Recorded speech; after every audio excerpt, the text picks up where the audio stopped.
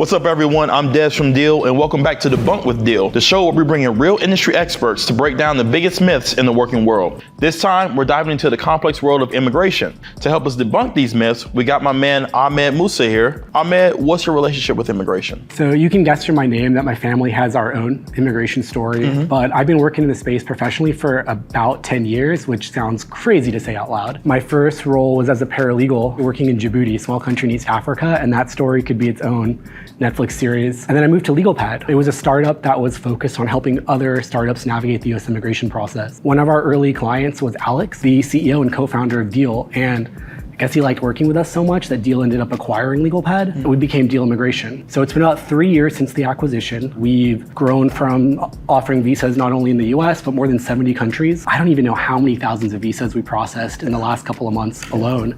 And I'm really, really excited about where we've been, what we're building, and I'm just glad to be here. Let's hop into these myths. Let's do it. Visas and work permits are the same thing.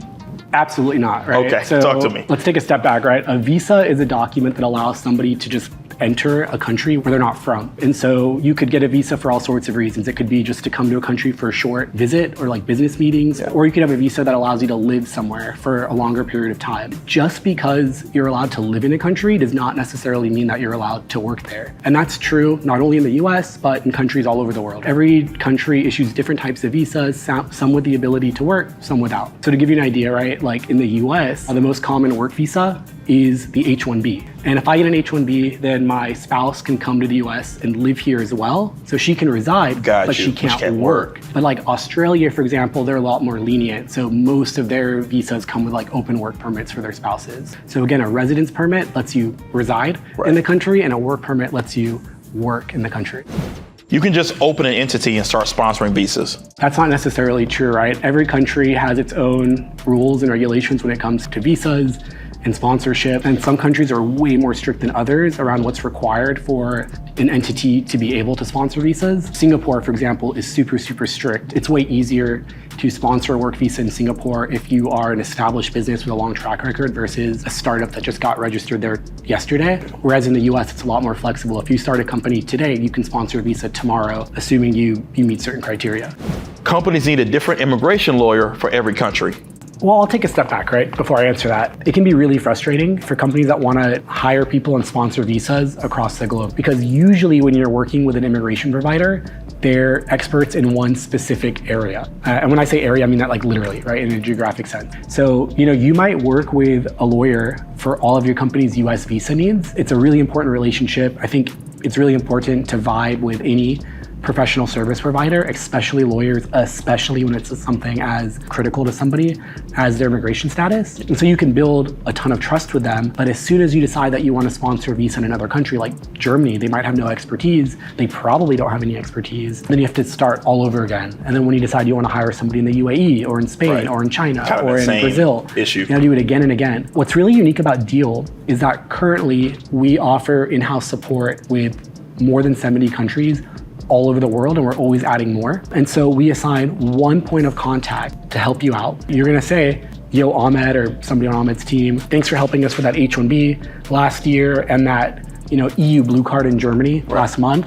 Now we wanna hire 6 developers in the UAE and another 3 marketing people in Brazil. You just send us their info. We'll ask them questions, we'll assess eligibility, and then we have lawyers and immigration consultants. Really built-in support. Yeah, already there. Exactly, and so I'll connect you with the right person in Deel for that specific area so they can help you out with the visa. So you basically you just work with me. Right. I got you, don't even worry about it. We have the in-house expertise. You don't have to go, interview new providers, rebuild the trust and stuff like that. So no, we're a one-stop shop, man. You would not believe how many HR directors we talk to that just talk about what a fresh breath of air this is, because immigration is super, super complicated, even when you're only talking about one specific country. So to juggle all that and do it compliantly with people that have firsthand experience through the immigration process is huge. When I say firsthand immigration experience, by the way, Deel has more than 7,000 employees all over the world. A lot of people are on work visas. Even on our team alone, I can think of 3 people, like there's one guy, he's based in LA. He works for Deel, he lives here, but every December he goes to Saudi Arabia. Oh, gotcha. Where he helps like run this, it's like Coachella in Saudi Arabia. Okay. I need to meet this guy. Introduce me. I need a plug. I'm trying to go. But he has to go through the Saudi visa process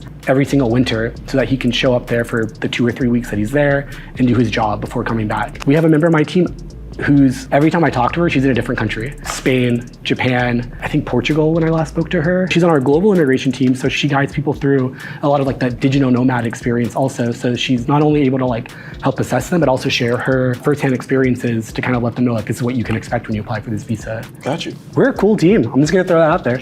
All employers are treated the same for sponsorship. Again, it depends on the country where the employer is and the specific visa. In the US, super easy to start sponsoring visas once the company's registered, as long as you can like pay minimum wage and things like that, and the employee or the prospective hire is eligible. But in some other countries, they're a lot stricter, right? Some countries require that companies actually apply for and sometimes pay for the privilege to sponsor work visas. Some countries actually require that you hire and train a certain number of local workers for every foreign hire that you bring in and sponsor their visa. And so that's why it's really important to work with a immigration provider who understands the nuances of each specific geographic area. If I have an offer letter, I'm guaranteed a visa.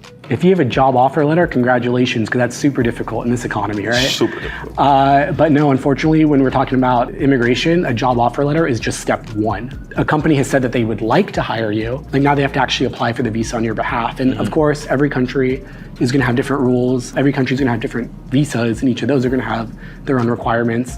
But you basically have to show that A, the company is legally able to sponsor your visa, and then number 2, that there's a visa that fits the role and that you're eligible for. For that H-1B, the most popular work visa in the US, the company has to show that they're going to pay you what's called the prevailing wage, which is basically the minimum salary that the US Department of Labor requires that you be paid based on your role, your experience, and the geographic area where you're gonna be living. So that could be higher for a software engineer in San Francisco compared to like Kalamazoo, for example. Kalamazoo is a real place, right? Yes, it is a real place. Kalamazoo is a real place. And so again, job offer letter, congrats, but you still have to show that you're eligible Still for a process. visa. Yeah.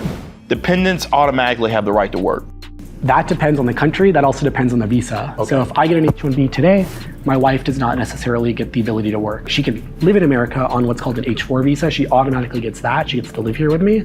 But the H-4 does not confer work authorization. There's other visas in the US and elsewhere where if I get a visa, my wife does get to work. So for example, if I get an L1 visa, that's an intra-company transfer for a manager, executive, or person with specialized knowledge. If I get that L1 visa, then my wife gets an L2, she can automatically work. Same thing is true for other countries. Sometimes if you get a visa, then your spouse automatically gets to work, but often they have to apply for their own separate work visa. It just tends to be a lot easier to get work visas for spouses or other dependents outside the US for some reason. So it's an individual experience.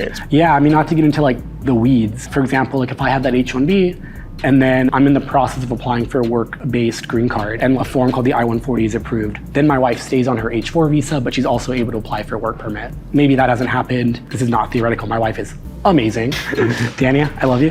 She would probably qualify for something called the O-1 visa. Yeah. That's a visa the government gives to people that they believe have extraordinary abilities in their field. I could potentially stay on my H-1B visa, and then she applies for her own O-1 visa, which allows her to work in her field. If my team is remote, we don't need visas. It depends. If your team is based in a country where they already have work authorization, then sure, they don't need work visas. But typically, if you're physically in a country, you do need legal ability to work. You do need work authorization in order to work even for a company overseas. So like if I'm in the US and I don't have US work authorization, that means I can't do any work while on US soil, even if it's for a company based in like Germany or the UAE or something like that. And that's true across the world. Yeah. A lot of countries are getting a lot stricter. Portugal, Croatia, other countries are actually issuing visas called like for digital nomads, where they're basically like, yo, come here, work here, spend your money, contribute to the economy, but you do have to apply for this visa in order to work while you're on our soil. All visas take the same amount of time. That's absolutely not true. Every country has its own visas, like I keep saying. Each visa can take a different amount of time for processing, and then some countries are just quicker than others. The US tends to be like relatively quick. For most US work visas, you can pay something called premium processing. It's an optional fee that you pay to the US government to guarantee a response within 15 business days. It's pretty quick. That's actually quick, yeah. It's really fast. Yeah, right? But you're paying like $3,000 for that. That's why it's coming in quick. Understood. USCIS, or the US Immigration Services, are actually funded by those fees rather than tax dollars. Got you. So, okay. There's reasons for that. I guess it's helpful during government shutdown. Little trade-off there. Yeah, for sure. But like if there's some visas where they're not eligible for premium processing, it can easily take many, many months. But some countries are super fast and you don't have to pay extra, right? Like for example, if you're applying for a standard work permit in the UAE, you usually hear back within a couple of weeks. Like the entire process takes a couple of weeks. Super, super fast and very, very cheap in terms of government filing fees. Whereas like in Spain, sometimes you submit a visa and it goes into like a black hole because you never know if the consulate's going to be open or not. Great place for work-life balance, terrible place to submit a case and wait for the processing. You can travel as a tourist while your work permit is processing. That depends on the country. That depends on the visa that you're applying for, and it depends on what exactly you're going to be doing, right? And so that's one of those things where you really want to talk to your attorney or immigration consultant. If you have an active application pending, chat with them, determine whether it's safe for you to travel to the country. You don't want the worst case scenario where you have an application pending and then you really are coming to, California to go to Disneyland or something like that. Right. But then you have a skeptical border officer who thinks that you're coming here to try to work early. You might have a bad experience at the border, could potentially impact your visa. Same thing is true for countries overseas. So it's always best to just talk to us and we'll help you solve for that. You are not required to inform immigration authorities about any updates after your visa approval. That's actually generally wrong, not only in the US, but elsewhere. In France, for example, if you move cities or your job title or salary changes, you are required to notify the immigration authorities. Here in the US, if you move, you're required to update or share that update with the government within 10 days of changing your address. But generally, if you're going to change your address, if your job title is going to change, if your job description is going to change significantly, if your salary is going to change, if you're going to switch jobs, of course, you just want to make sure that the government always knows what you're up to. Founders can't move to the US to run their own businesses. Yeah, that's absolutely incorrect. Here at Deel Immigration, we've worked with 4,000 founders at this point, and we support all different types of visas. You can actually run a company on most US work visas. The most common ones that we see founders do are the O1 visa for people with extraordinary abilities and the E2 visa. The E2 is actually for entrepreneurs. It basically allows citizens of certain countries that have a special trade agreement with the United States to invest a substantial amount of money into a US business and then come to the US to work for that business. And so that's usually how foreigners come and open up restaurants or other capital intensive businesses. Owning or starting a US company violates your current visa status. So that's actually one of the most tricky questions that we get. It's super common for an international student, to come to the US with the dream of graduating and then starting their own business here. Or it's really common for there to be a software engineer or some other leader in a big tech company wanting to leave their job, take the lessons learned, and then they get that entrepreneurial itch and they want to go start their own thing. It's definitely possible, but it can be really tricky. And the reason why is in the US, almost always your work visa is tied to a specific company and you're only allowed to work for that company. Any type of work for anybody else, even if it's your own business, would be violating your immigration status. That's breaking the law, and that can have some pretty gnarly consequences. So when we talk about doing other kind of work, we're not just talking about starting your own business. That could be ride sharing. Yeah, man. If you're an engineer here at Deel on a work visa, you don't get to also do Instacart deliveries. But it's more than just that, right? If your spouse is in the US on a dependent work visa that does not give them work authorization, they can't even do certain types of volunteering. Wow. It can get really, really nuanced. Yeah, that's sticky. Yeah, but hit us up. We'd love to walk you through the process and just let you know what's possible. If we have a solution that you can launch today, amazing, we'll help you with that. If you're not quite ready, we can help you bridge that gap, kind of tell you this is what you want to do so that you'll become eligible as quickly as possible, because we just want to help support you, man. You must have venture capital funding to qualify for an O1 visa. You do not have to have VC funding to qualify for an O1 visa, but it will definitely help. So the O1 is a visa that is available to people with extraordinary abilities. It sounds crazy, right? And if you get an O1, by the way, you are legally classified as an extraordinary alien. It's pretty badass. Wow. The way that the government assesses extraordinary abilities is they look at 8 criteria, and a successful petition satisfies at least 3 of them. Awards, memberships, press, critical role, original contribution, publications, high remuneration, and scholarly articles or publications. And if I repeated one of those twice, come at me in the comments. It is what it is. But basically, you have to satisfy at least 3 of those. So none of the ones I just said are venture capital, right? Right. But if you've raised X million dollars, then we can potentially use that to like make an argument for some of these criteria. But yeah, VC funding helps, but totally not necessary. O1 visas were not created for founders. You know, you can be an engineer, you can be an artist, you can be an athlete, you can be a researcher, and you can get one, and none of those roles traditionally would have anything to do with VC funding. You know, in the US, we have so many foreign athletes. You know, you got Otani, Giannis, Messi's here. Every foreign athlete is on the same visa. True, false? I mean, I'm a little embarrassed to say that I don't know who half those people are. So I definitely know that. I definitely don't know their immigration status, but probably false. So there's a lot of different types of visas that would allow an athlete or other performer to come to the US. And the right visa for each individual person is going to depend on a bunch of factors. Mm-hmm. The most common visa that we see for professional athletes at like that caliber would be the P1 and the O1 visas. Gotcha. I would imagine P1 is probably more common because it can cover like entire teams as well as support staff, like coaches and probably assistants. Right. The duration of the visa can last like the entire season or contract, whereas O1s are only tied to the specific individual. And again, they have to show that they have like extraordinary abilities, right? They satisfy those 3 criteria. Well, if you've seen Shohei Ohtani play, you talk about extraordinary alien, that's one of them. I mean, it's totally possible, right? For sure. You can't apply for a green card after holding an O1 visa. That is absolutely not true. Okay. So you don't need an O1 visa to qualify for a green card, but you can definitely apply for a green card once you have an O1 or any visa, or you can apply for a green card without ever having a US visa. But for people with the O1, they're probably looking at doing either the EB1A or the EB2 national interest waiver. It's the same end result. You get a green card either way, but it's basically you're showing that you qualify for the green card in a different way. And what's really cool about these 2 options and the reason why they're so powerful is that they're not dependent on your employer. So you basically you use your resume basically to qualify for the visa, but you don't need your employer to sign off on it if you switch your jobs or anything like that. Like it's not going to affect your green card application. For the EB2 national interest waiver, this one's kind of badass because when you get a green card through the EB2 route, the government is saying your work in America aligns with the US national interest. Wow, okay. Yeah, so you're like James Bond, but with an American accent. Right. Living abroad will make it harder to get a US green card.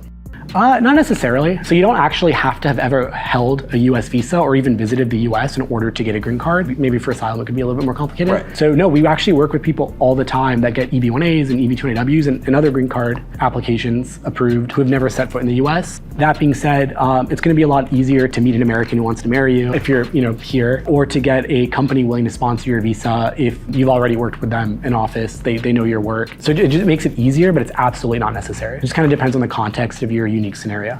Thanks for joining us for this episode of Debunked with Deel. Make sure to like and subscribe, leave us some comments, and while you're doing that, I'm gonna catch him up on some of these athletes he didn't know. I can't believe you don't know Shohei Ohtani, Giannis. Come on, bro. We'll see you guys on the next episode.